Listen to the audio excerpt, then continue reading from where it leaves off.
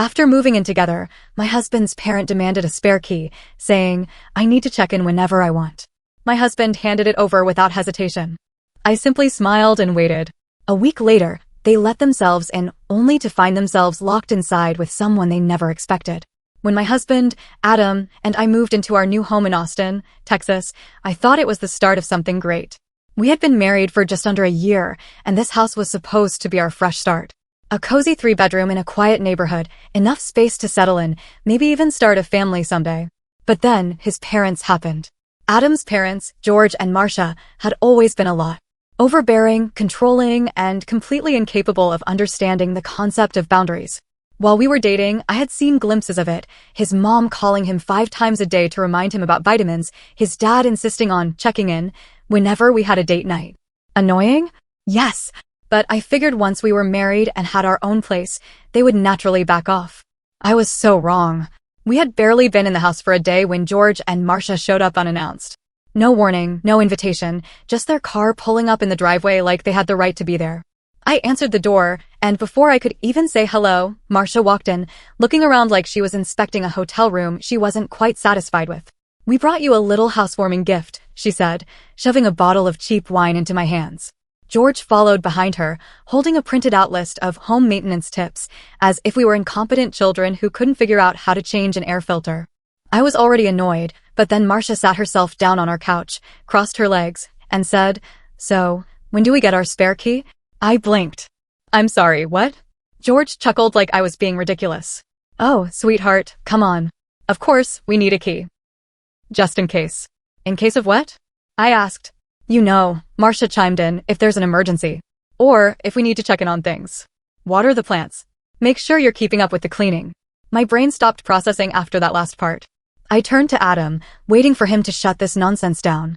Instead, he nodded. "Yeah, that makes sense." And then he handed them a copy of our house key.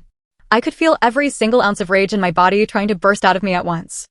I forced myself to smile, too sweetly. "Oh, of course," I said. "You're absolutely right." That's when I started planning. I played the long game. For a week, I acted so agreeable that even Marcia stopped raising an eyebrow at me. I thanked them for looking out for us. I made jokes about how helpful it would be. I even suggested they stop by whenever they wanted. What they didn't know was that I had spent every free moment setting a trap.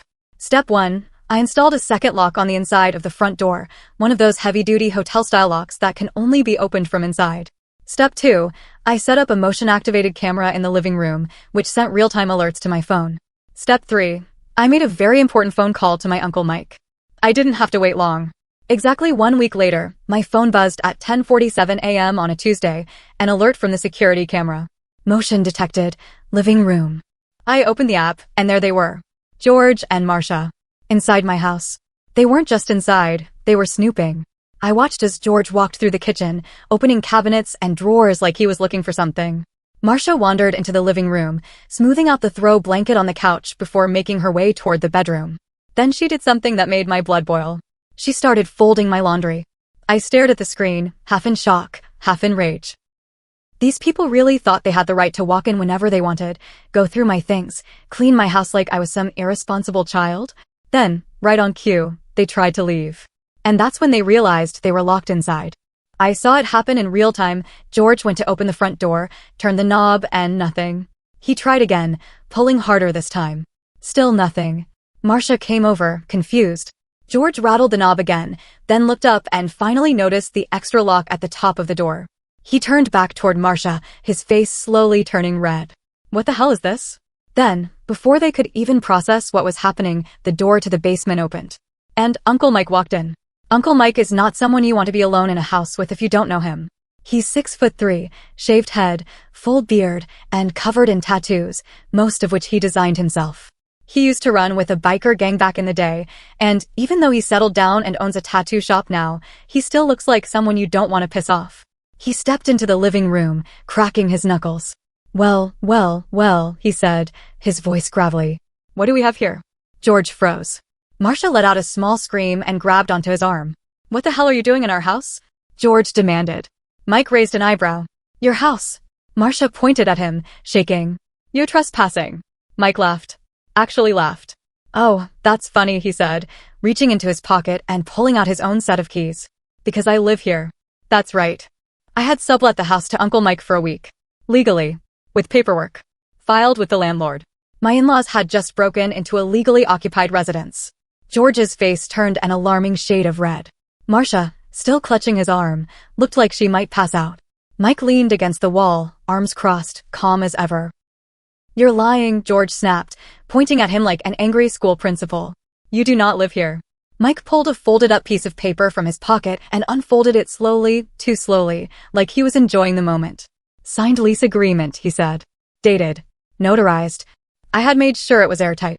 George snatched the paper out of his hands, scanning the document like he could somehow will it to be fake. Marcia peered over his shoulder, lips trembling. This is ridiculous, she whispered. Mike smirked. You know what's ridiculous? Walking into someone else's house uninvited. George ignored him and turned to Marcia. Call Adam. That's when my phone buzzed. Incoming call, Adam. I picked up, but before I could even say hello, I heard panic in his voice. What the hell is going on? I smiled. I don't know, Adam. Maybe you should ask your parents. He hesitated. They're saying some guy is in our house, claiming he lives there. Not some guy. Uncle Mike. Dead silence. Then, very quietly, I drove home slowly, giving them more time to stew. By the time I walked in, the energy in the room was tense. Marcia was sitting on the couch, arms crossed so tightly it looked painful. George stood near the door, still fuming. Mike was in the kitchen, drinking a glass of water like he had all the time in the world. Hey, babe, I said cheerfully, dropping my bag on the counter. What's going on? You know exactly what's going on. George's voice was low and dangerous. I feigned innocence. Do I?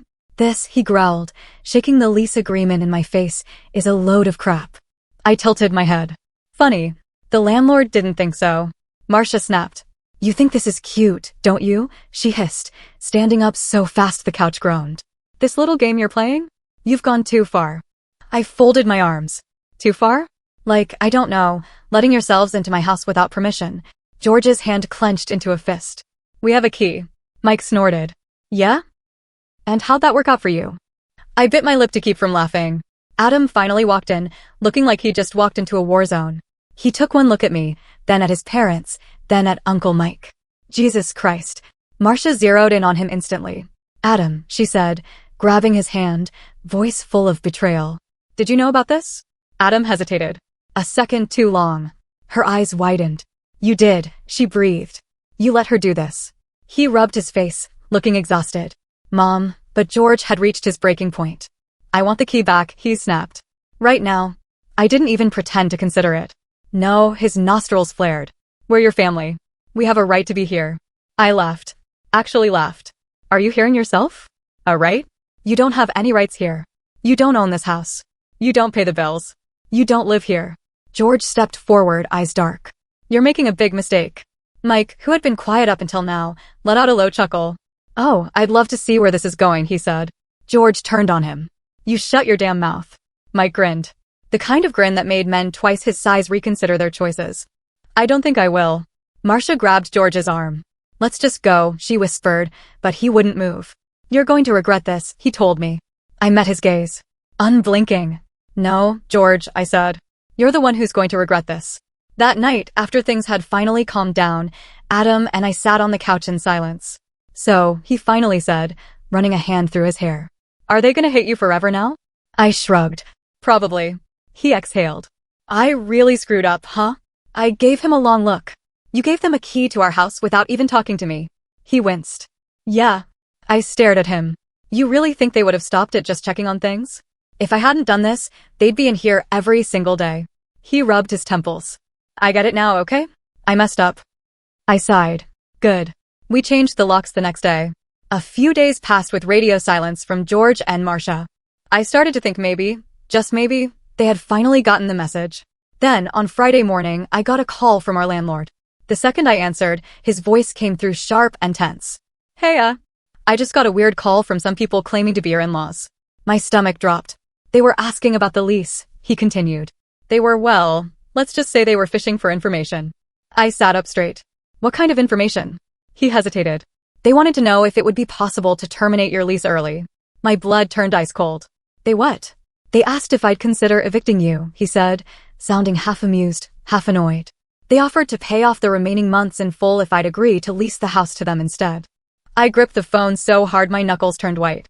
I knew George and Marcia were entitled. I knew they were overbearing. But this was war. I sat in complete silence, gripping my phone so hard my fingers ached. Eviction. My in-laws had actually tried to evict us from our own home. My landlord, thankfully, wasn't an idiot.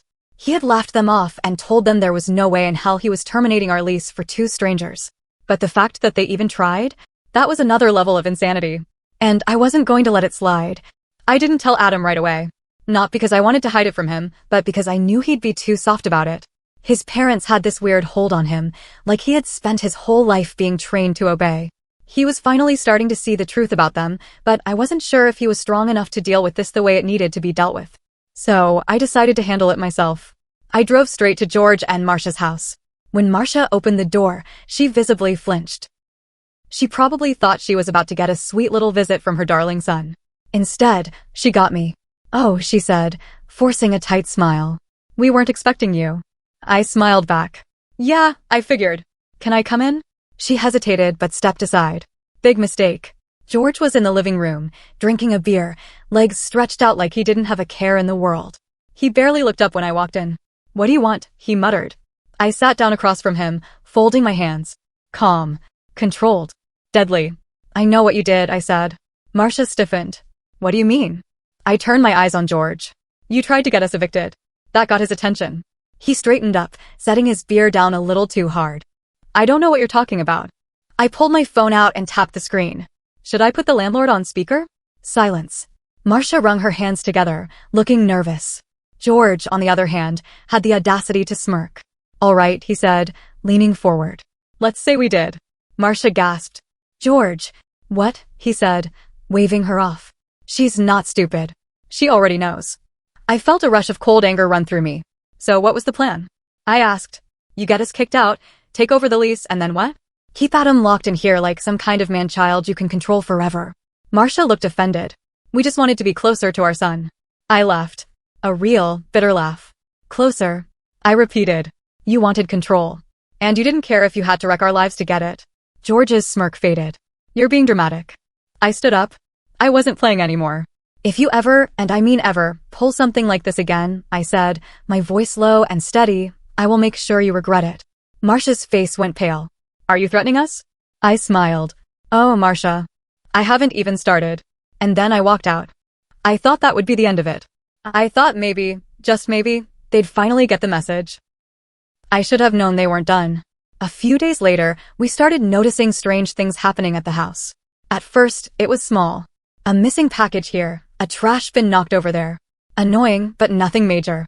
Then, one night, Adam and I were watching TV when we heard it. A loud, scraping sound outside. Adam muted the TV. "Did you hear that?" I nodded. We both stood up and walked toward the front door. Adam slowly peeked through the peephole, and his entire body went rigid. "What?" I whispered. His voice came out cold. "My dad is out there." I felt my stomach drop. I looked through the peephole. And sure enough, there was George, standing on our porch, holding something in his hand. A copy of our old key. But here's the thing, we had changed the locks. Which meant he had just found out the hard way. George rattled the doorknob furiously. Then, when it wouldn't budge, he banged his fist against the door. "Open the damn door," he bellowed. Adam and I did not move. George pounded on the door again. "I know you're in there." I pulled out my phone and started recording. Adam was frozen, his face a mixture of fear and disbelief. This was his father, someone he had trusted his whole life, and now the man was standing outside our house like a crazed intruder. "George," I called out through the door, my voice calm but firm. "You need to leave." "This is my son's house," he yelled. "I have a right to be here." "No," I said. "You don't." Marcia's voice suddenly rang out from somewhere in the darkness. "Adam, sweetheart. Just open the door so we can talk." I whipped my head toward the window. She was standing at the side of the house, hands clasped together like she was in some melodramatic soap opera. Adam took a shaky breath. "Dad," he said, his voice wavering. "You need to go." George slammed his fist against the door so hard I actually jumped. "You are making a huge mistake," he seethed. Then, suddenly, the motion sensor lights in the backyard turned on. I turned toward the back window and my heart nearly stopped. Someone was in our backyard. A shadowed figure, moving near the fence. I didn't even hesitate. I grabbed my phone and called the police. George was still ranting outside when the red and blue lights flashed through the windows. It took less than a minute for the cops to show up. I walked outside, phone still recording. The second George saw the officers step out of the patrol car, his entire face changed. "This is just a misunderstanding," he said, raising his hands like he was some innocent old man. "This is my son's house. We were just trying to have a conversation." One of the officers turned to Adam. "Sir, do you know these people?" Adam hesitated. For just a second. Then he exhaled and said the words that changed everything. "They're my parents," he said. "And they're trespassing." Marcia gasped. George's eyes went wide. And for the first time in his life, Adam chose me over them. The second Adam called it trespassing, I saw the moment George realized he lost. His jaw tightened. His fists clenched at his sides. Marcia gasped like she had just been stabbed in the heart. "Adam, sweetheart," she started, voice desperate, trembling. "You don't mean that." But Adam didn't look at her. He was staring at the cops. I don't know if it was fear or shame, or maybe just the weight of everything crashing down on him at once, but for the first time in our entire relationship, I saw him stand his ground. "They don't live here," he said, louder this time. "They don't have a key anymore. They need to leave." One of the officers nodded. "Sir, I'm gonna have to ask you both to step away from the house." George was seething, his whole body tense, but he wasn't stupid. He knew that if he pushed this any further, things would go way beyond embarrassment. So, instead of fighting, he turned to Adam and smiled. But it wasn't a warm, fatherly smile. It was cold, calculated, dangerous. "You think you're making the right choice," he said, voice dripping with venom. Adam didn't respond. George took a step closer. "Someday," he said, "you're going to wake up and realize that she took everything from you." A sharp pang hit my chest. Marcia was already crying, shaking her head like she couldn't believe this was real. "Adam, honey," she whispered. "Please. Don't let her do this to us." But Adam's face was stone. "She didn't do anything," he said. "You did." That was it. That was the moment George finally snapped. His hands shook. His face turned scarlet with rage. "You're not my son," he spat. Then he turned and walked away. Marcia hesitated for just a second, but then she rushed after him, sobbing. They didn't look back. The cops waited until they were fully out of the neighborhood before turning to us. "You want to press charges?" one of them asked. Adam shook his head. The house was silent after they left. Adam sat on the couch, staring at the floor, his shoulders hunched like all the weight in the world was pressing down on him at once. I sat beside him, not touching, not speaking, just waiting. After what felt like forever, he finally exhaled. "They hate me now." I swallowed. "Maybe?" He shook his head. "No, they do. My dad, he meant what he said." I didn't lie to him. Yeah, he did. His hands balled into fists. His breath shuddered. I don't know how to feel." I reached for him, and to my relief, he didn't pull away. "I know," I whispered. Another pause. Then, softly, he said, "I think I always knew this was coming." I didn't respond. Because, deep down, I think I knew too. Days passed. No calls. No texts. Nothing. And then, one morning, Adam checked his email. He froze. His face went pale. "What?" I asked, moving behind him. "What's wrong?" Wordlessly, he turned the screen toward me. It was an email from a lawyer. And in bold letters at the top, I saw it. "Cease and desist order. From George and Marcia. They're demanding that we stop alienating them from their son," Adam read aloud, his voice almost numb. "That we return communication to its natural and expected state." My lips parted. "They're trying to legally force you to talk to them." Adam let out a short, bitter laugh. "Yeah, looks like it." I felt my stomach turn. They had spent years treating him like a possession, not a person. And now that he was finally breaking free, they were grasping at anything they could to pull him back. Adam sat back in his chair, staring at the screen like it held some great, terrible truth. Then he closed his laptop. And smiled. "They're desperate," he said. "Quiet. Certain." I tilted my head. "Yeah?" He looked at me. "Yeah." Then, for the first time in weeks, he reached for my hand. And just like that, I knew we had won. We sent one final email. A single sentence. "Do not contact us again." After that, we blocked them everywhere. They tried to get through. Fake numbers. Anonymous emails. Even a Christmas card, accidentally addressed to the wrong house. But we didn't bite. And slowly, surely, they faded from our lives. It took Adam a long time to process everything. Some days were hard.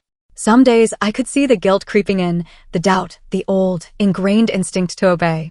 But then, One night, as we sat on the porch, looking at our quiet little street, he turned to me and said, "I feel free." I squeezed his hand. "You are." He exhaled. Then, smiling, he said, "So, can we invite Uncle Mike over? I think he deserves a beer." I laughed. And for the first time in a long time, we were okay. Some people say family is forever. But the truth? Real family doesn't chain you. Real family doesn't make you feel like you owe them your life. Sometimes, the best thing you can do, the strongest thing you can do, is walk away. And when you do, you'll finally be free.